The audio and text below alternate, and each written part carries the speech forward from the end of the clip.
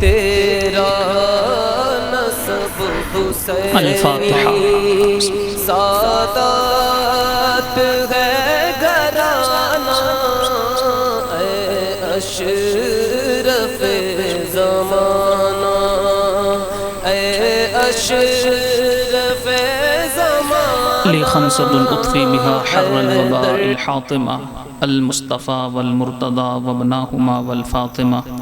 या सैयद अशरफ जहांगीर दस्त मंज़ार ना तवागीर, ए अशरफ ज़माना ज़माने मदद नुमा, दरहाए बस्ताराज कलीद करम कुशा।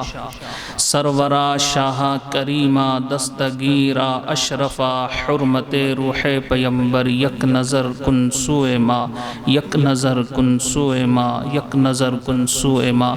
इन्नल्लाह व मलाइकतहु युसल्लूना अलन नबी, या अय्युहल्लज़ीना आमनू सल्लु अलैहि वसल्लिमू तस्लीमा। अल्लाहुम्मा सल्लि अला मुहम्मदिन व अला आलि मुहम्मदिन व बारिक वसल्लिम। सुब्हान रब्बिका रब्बिल इज़्ज़ति अम्मा यसिफून व सलामुन अलल मुरसलीन वल्हम्दुलिल्लाहि रब्बिल आलमीन।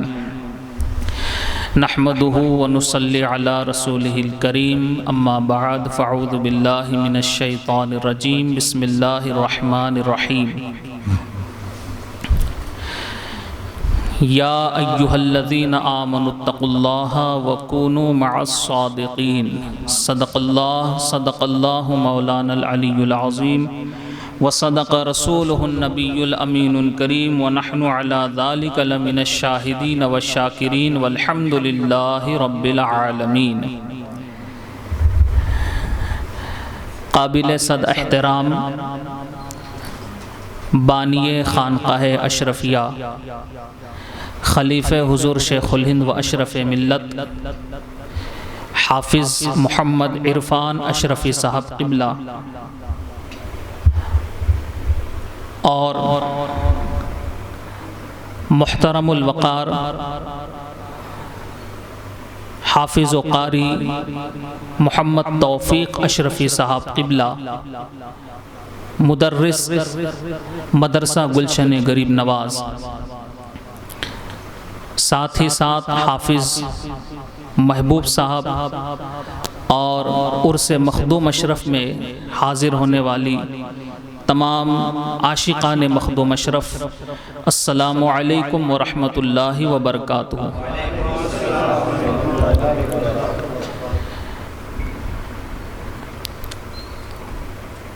मुख्तसर तज़किरा मुझसे क़ब्ल हाफिज़ महबूब साहब ने मखदूम पाक का आप लोगों के सामने सुनाया।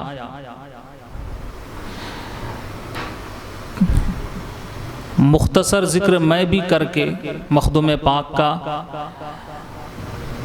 उनकी बारगाह में खिराज पेश करने वालों में अपना नाम शामिल करने के लिए बस हाजिर हुआ हूँ। दुआ है कि मखदूम पाक हमारे इस खिराज को कबूल फरमाए, और फिर इंशाअल्लाह मेरे बाद खलीफ़े हुज़ूर अशरफ मिल्लत हाफिज़ मोहम्मद इरफ़ान अशरफ़ी साहब क़िबला हमारी इस्लाह फरमाएंगे, हमें नसीहत करेंगे। सुल्तान सैयद मखदूम अशरफ जहांगीर सिमनानी रहमतुल्लाहि ताला अलैह की ज़ात मुबारका मजमुए कमालात है। अब किस किस कमाल को आपका तज़किरा करे, किस किस कमाल के बारे में बताए, क्योंकि एक तवील वक्त की ज़रूरत है आपका तज़किरा करने के लिए। मगर हमें फ़ख्र है, खुशी है इस बात की कि जो ऐसे मजमुए कमालात वाली ज़ात है, अल्लाह ने उस ज़ात से हमारी निस्बत को जोड़ दिया है, और उनका फैज़ान आज भी जारी है, क़यामत की सुबह तक जारी रहेगा। आस्ताने बंद हो सकते हैं, फैज़ बंद नहीं होता, क्योंकि हमें ये लगता है कि हम तो बहुत दूर है, वो वहाँ से कैसे सुनेंगे, कैसे हमारी फरियाद सुनी जाएंगी। मगर हम चाहे उनसे दूर है, ये हमारी अकीदत ने हमें उनसे करीब कर दिया है। वो इसलिए हमसे करीब है क्योंकि वो खुदा के करीब है। सारे अल्लाह वाले हमसे करीब क्यों है? क्योंकि वो खुदा के करीब है, और इसी कुर्बत इलाही ने उन्हें ऐसा बाकमाल बना दिया, ऐसा बाकमाल बना दिया कि दुनिया के किसी गोशे में, किसी कोने में उनका आशिक हो और उन्हें पुकारे, वो उसकी फरियाद को सुनते हैं। ये यकीन होना चाहिए। सुल्तान सैयद मखदूम अशरफ जहांगीर सिमनानी अलैहिर्रहमा, रिवायत मुख्तलिफ है कि 4 बरस की ही उम्र में आपने कुरान मजीद हिफ्ज कर लिया, बहुत छोटी उम्र में। अल्लाह वालों में एक ख़ास बात यह होती है कि जिसे अल्लाह ताला अपने दीन के लिए चुन लेता है तो उसको पहले ही से वो कमाल अता कर देता है। दुनिया में आने के बाद जो कमाल हासिल करते हैं वो और है, मगर खुदा जिसे पहले ही चुन लेता है वो पैदाइशी ही वली होता है। उन्हीं में मखदूम अशरफ है। आपने ज़ाहिरी उलूम तो सब हासिल किए, 10-12 साल की उम्र में, 13 साल की उम्र में सारे उलूम हासिल कर लिए, लेकिन बहुत बड़े आलिम होने के बाद भी खुदा का कुर्ब नहीं मिलता। कितने ही बड़े आलिम हो जाए, मुत्तकी हो जाए, परहेजगार हो जाए, खुदा का कुर्ब, खुदा की नजदीकी हासिल नहीं होती। और ये बात अल्लाह वालों को मालूम है, इसलिए वो आलिम तो पहले ही बन गए थे, मगर कुर्बे इलाही हासिल करने के लिए आपने फकीरी की राह को चुना, फकीरी की राह पर निकले। मगर ये भी बात तय है कि कोई इंसान अगर अकेला ही इस राह सुलूक में चलने लगे तो उसे कामयाबी नहीं मिल सकती, जब तक कोई उसका मुर्शिदे बरहक न हो, कामिल पीर न हो। इसलिए सारे औलिया अल्लाह को देखो, सारे औलिया अल्लाह तो सर आंखों पर, मगर वलियों के सरदार को देखो, गौसे आजम को देखो, जो पैदाइशी वली है, पैदा होते ही रोजे रखना शुरू कर देते हैं। ऐसा कमाल कि माँ के पेट में रहकर ही अपनी माँ की मदद कर रहे हैं। ऐसे कमाल वाले, ऐसे इल्म वाले, लेकिन उन्हें क्या जरूरत थी? उन्होंने भी बहुत मुजाहिदात किए, 25 साल इराक के जंगलों में घूमते रहे, कई दिन कई साल तक खाना पीना छोड़ दिया, लेकिन उसी वक्त आपको कुर्बे इलाही नसीब हुई जब आपने अपना हाथ अपने पीरो मुर्शिद के हाथ में दिया।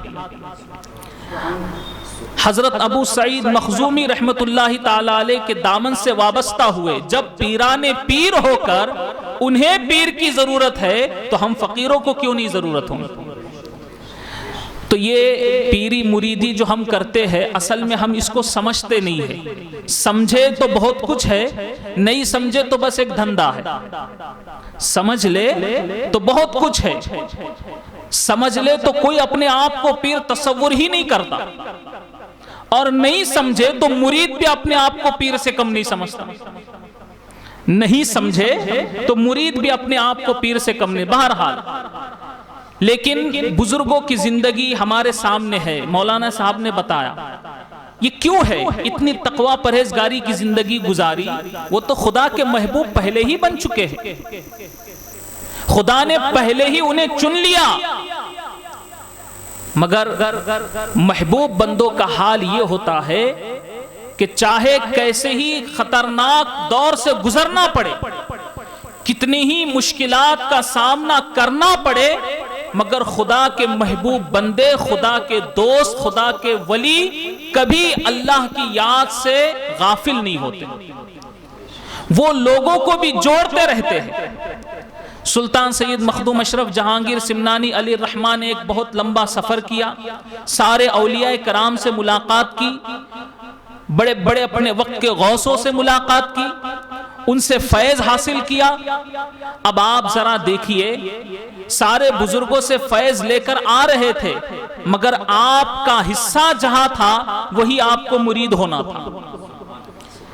आपका जहां हिस्सा था वही आपको मुरीद होना था, और आपका जो हिस्सा लिखा हुआ था वो हजरत अलाउल हक पंडवी अलैहिर्रहमा के पास लिखा हुआ था, उन्हीं से आपको मुरीद होना था। मगर वो कैसी शान वाले हैं मखदूम अशरफ कि हर अब आज का दौर तो ये है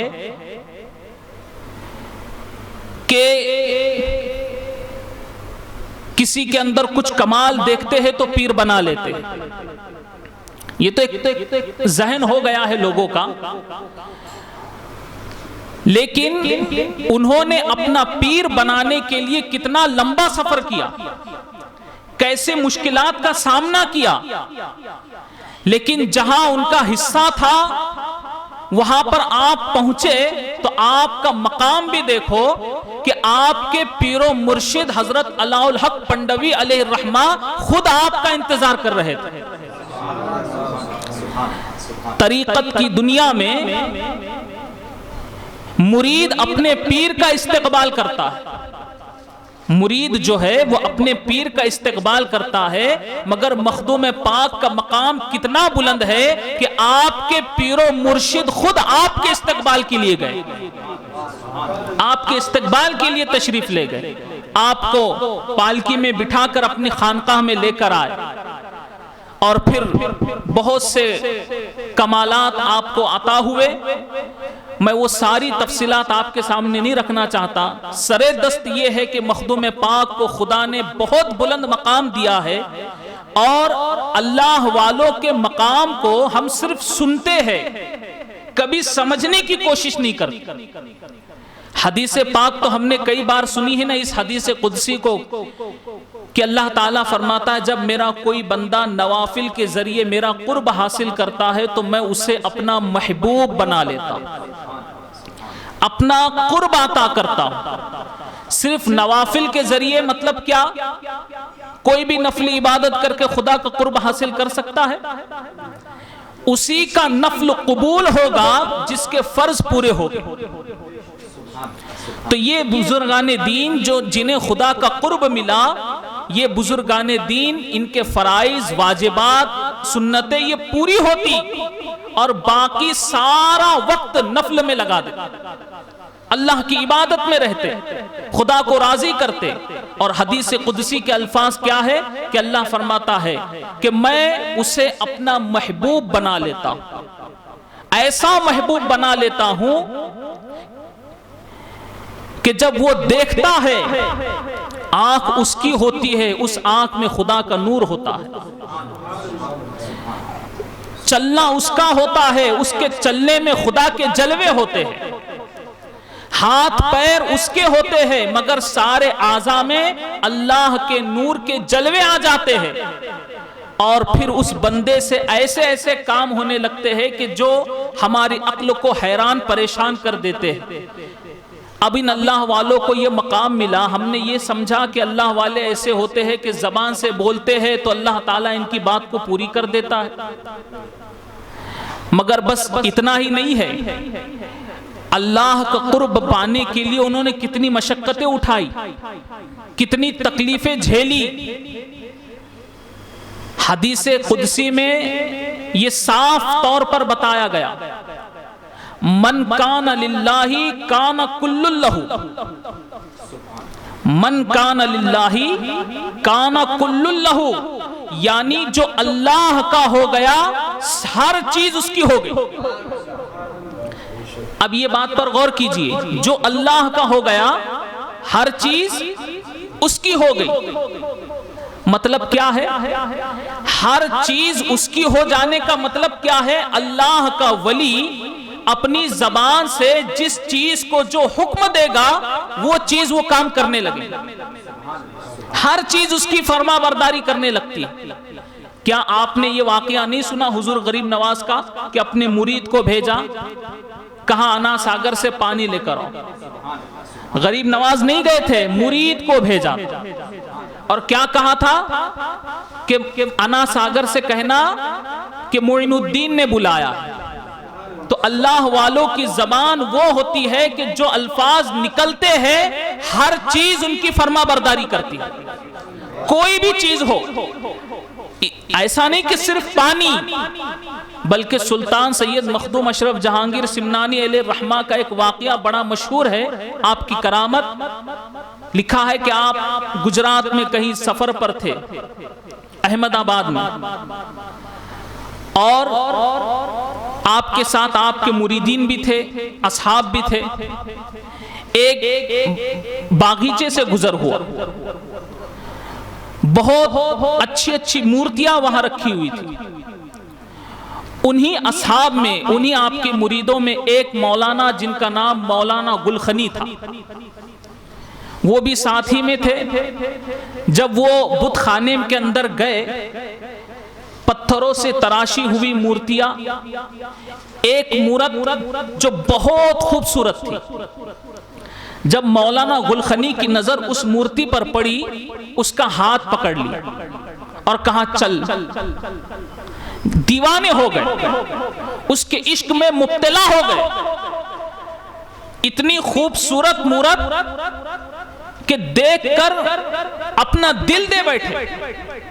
अब सारे असहाब कह रहे कि हजरत चलिए, हजरत चलिए, मगर कहा कई दिन तो बगैर खाए पिए गुजर गए, खाना पीना तक का ठिकाना नहीं रहा।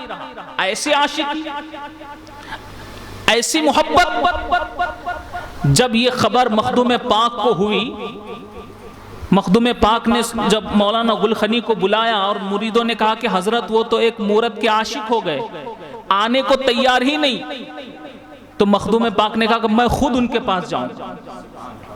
वो खुद उठकर तशरीफ लाए, और जब आपने देखा कि वो मौलाना गुलखनी उस मूर्ति का हाथ पकड़े हुए है, तो उस मूरत को देखकर मखदूम पाक की जबान से अल्फाज निकले कि काश इसमें जान होती, काश इसमें जान होती। इतने अल्फाज आपकी जबान से निकलना थे कि मूर्ति में जान पैदा हो, वो जिंदा हो गई और साथ में दोनों आए।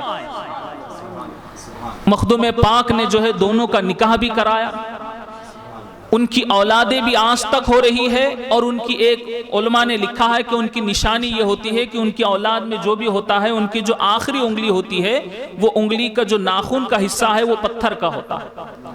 तो ये अल्लाह वालों की जबान है, जबान से जो अल्फाज निकलते हैं अल्लाह उसे पूरा करता है। जो अल्लाह का हो जाता है हर चीज उसकी फर्मा बरदारी करती है। ये मकाम बहुत बुलंद है और आपको महबूबियत का मकाम हासिल। अल्लाह के महबूब बहुत बंदे हैं, मगर पूरी दुनिया में 3 महबूबों का नाम बहुत मशहूर है।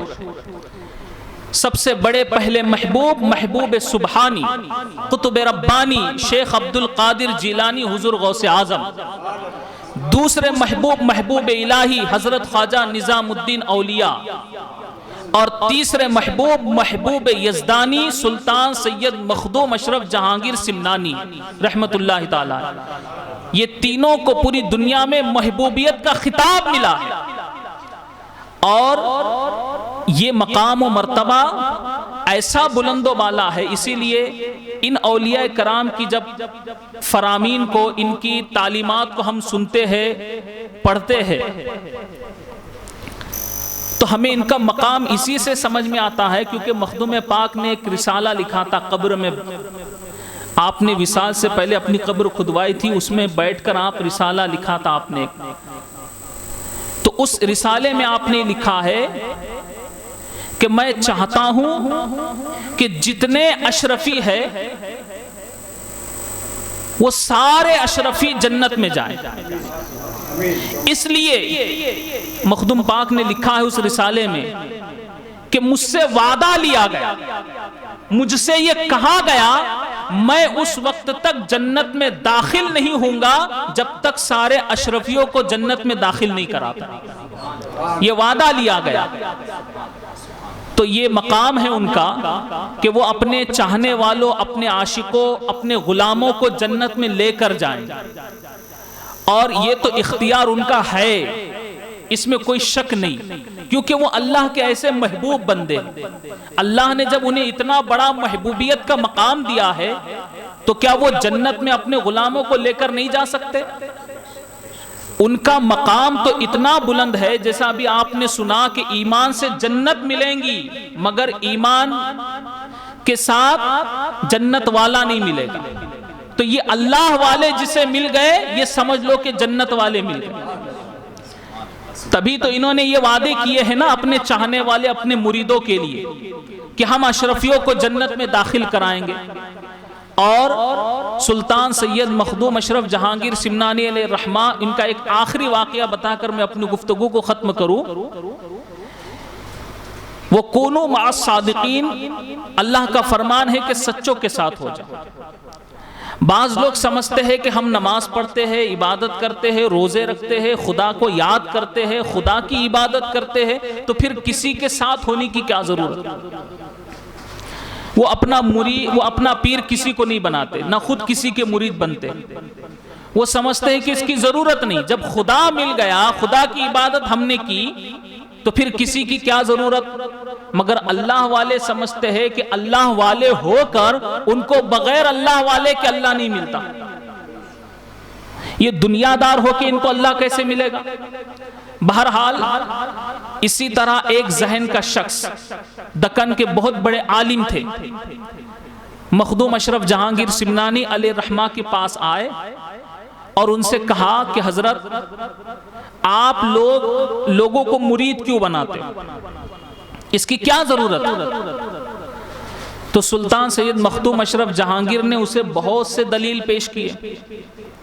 आलिम भी थे ना, बहुत से दलाइल उसके सामने रखे, मगर जो हठ धर्म होता है, जिसने ठान लिया है कि मुझे मानना ही नहीं है, वो सारी दलीलें पेश करने के बाद भी नहीं मानता।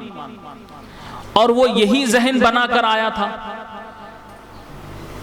सारी दलीलें पेश करने के बाद भी कहा कि इसकी जरूरत ही क्या है, क्यों मुरीद होते हैं आप, जबरदस्ती लोगों को मुरीद बनाते हैं। बहुत बहसो तकरार के बाद मखदूम पाक की जबान से अल्फाज निकले और आपने कहा कि अगर तू नहीं मानता है तो छोड़ दे, जब तू मर जाएगा, तेरा इंतकाल हो जाएगा, तब तू खुद ही समझ लेगा कि मुरीद क्यों होते। बहस करने की, और अल्लाह वाले वही होते जो बहस नहीं करते। अल्लाह वाले वो होते हैं जो बहस व मुबाहिसा नहीं करते। मखदूम पाक ने कहा तू खुद ही समझ जाएगा मुरीद क्यों होते, जब कब्र में सवाल होंगे। आलिम था तो उसने कहा वो तो कब्र में 3 सवाल होंगे, मुझे भी इल्म है, अरबी में होंगे, और मैं तो बिहम्दी ताला अरबी जानता हूं, मैं तो आसानी से जवाब दे दूंगा। मखदूम पाक ने कहा ठीक है भाई, देखा जाए। वक्त गुजरता गया, वो आलिम का इंतकाल हो गया, वो अपने मकाम पर, मखदूम पाक अपने मकाम पर। मगर आज मोबाइल का सिस्टम है, टावर का सिस्टम है, तो लोगों को हैरत नहीं होती, हम अपने दोस्त को कहीं भी देख सकते, कहीं पे भी सुन सकते। मगर अल्लाह वालों के पास जो था वो रूहानियत का पावर था, और ये मोबाइल के टावर से ज्यादा ताकत उस रूहानी पावर में होती है, क्योंकि ये किसी दुनियादार का बना हुआ नहीं है, ये परवरदिगार का बना हुआ है, वो रूहानी पावर। मखदूम पाक अपने मकाम पर थे, उसका इंतकाल हो गया। जब उसे कब्र में दफनाया गया, मुनकिर नकीर सवालात कब्र के लिए उसके कब्र में आए, और हदीस पाक में है कि मुनकिर नकीर की शक्ल इतनी डरावनी होती है कि अच्छे की हिम्मत नहीं होती है सवाल का जवाब देने की। जिसे सवालात के जवाबात मालूम है, जिसे इल्म है, उसकी भी हिम्मत नहीं होती।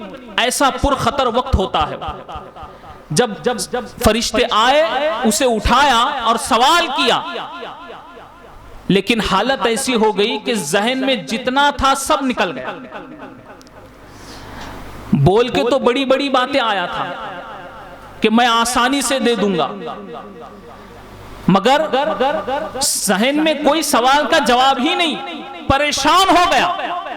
अब करीब था कि फरिश्ते उसे अजाब देते, करीब था कि बस अजाब हो जाता उस पर, वहां से मखदूम पाक ने तवज्जो की, मखदूम पाक ने तवज्जो। और देखो सूफिया का क्या किरदार होता है, दुश्मन को भी आप नहीं छोड़ते, दुश्मन को भी नहीं छोड़ते, जबकि चाहते तो उसको उस हाल पे छोड़ देते, मगर दुश्मन को भी नहीं छोड़ते, दुश्मनों के साथ भी ऐसा सुलूक। इसीलिए कहा गया है कि एहसान की सबसे आला सूरत यह है जो तुम्हारे साथ बुराई करे तुम उसके साथ एहसान करो। एहसान वालों के साथ तो हर कोई एहसान करता है, मगर आला सूरत यह होती है जो तुम्हारे साथ बुराई करे तुम उसके साथ एहसान करो। ये किरदार अल्लाह वालों का होता है। मखदूम पाक ने तवज्जो की और वहां से आवाज लगाई, और उस शख्स ने, उस आलिम ने मखदूम पाक की आवाज को वहां सुना अपनी कब्र में। और मखदूम पाक ने कहा कि ऐ नादान, क्यों नहीं कहता कि मैं मखदूम अशरफ की बारगाह में जाकर आया हूं। बस इतना जुमला उसने कहा फरिश्तों से, तो फरिश्ते भी कहने लगे ये शख्स अपनी निस्बत बहुत बड़े वली से लगाता, इसे छोड़ के चले जाओ। वहां कब्र में उसे समझ में आया कि मुरीद क्यों होते हैं। तो वो कूनू मास सादिकीन, सच्चों के साथ हो जाओ।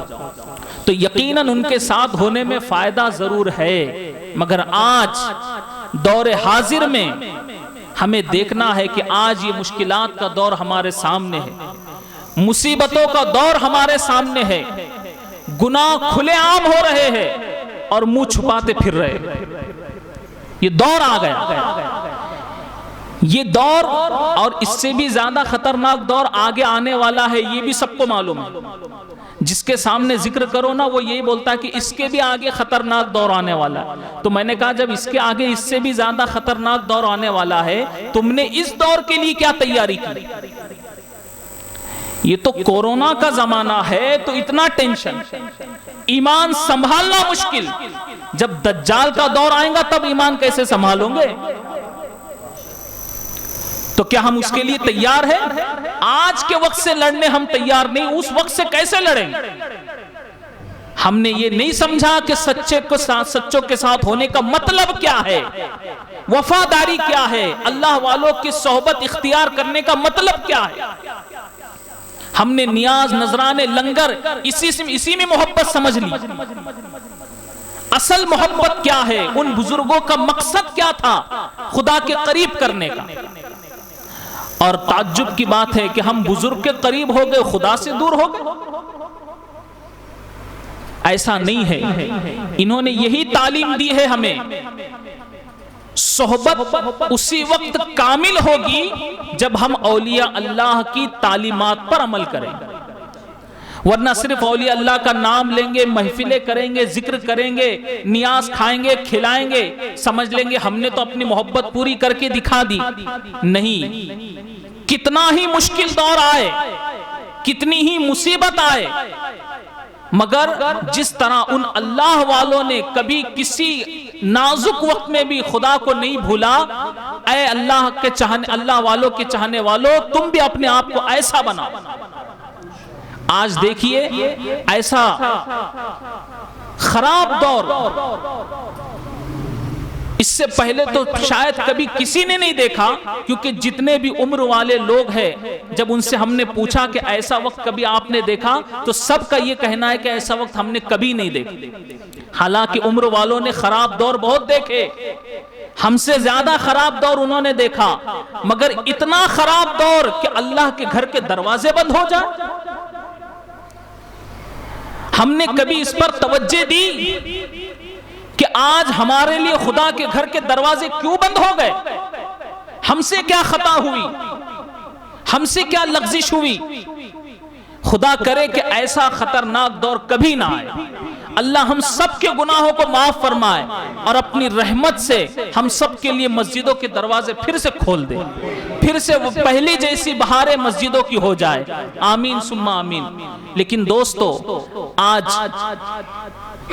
ये जो कुछ दुनिया टिकी है ना, जो कायम है, बस इन्हीं औलिया अल्लाह की वजह से। वरना आज लोगों को मारने की भी साजिशें हैं, मगर ये औलिया अल्लाह की दुआएं हैं ये इनका खुदा से मांगना है, रात में गिरिया वजारी करने का ये नतीजा है कि इस सबब से आज ये लोग, हम लोग बचे हुए, ये दुनिया टिकी हुई। दुआ है कि अल्लाह ताला सारी दुनिया के मुसलमानों के ईमान व अकायद की हिफाजत फरमाए, सारे मुसलमानों को अपनी अमान में ले ले, अपनी हिफाजत में ले ले, बुजुर्गों का सच्चा पक्का आशिक बनाए, उनकी तालीमात पर अमल करने की तौफीक अता फरमाए। वाखिरु दावाना अनिल हम्दुलिल्लाहि रब्बिल आलमीन। अस्सलामु अलैकुम व रहमतुल्लाहि व बरकातुहू।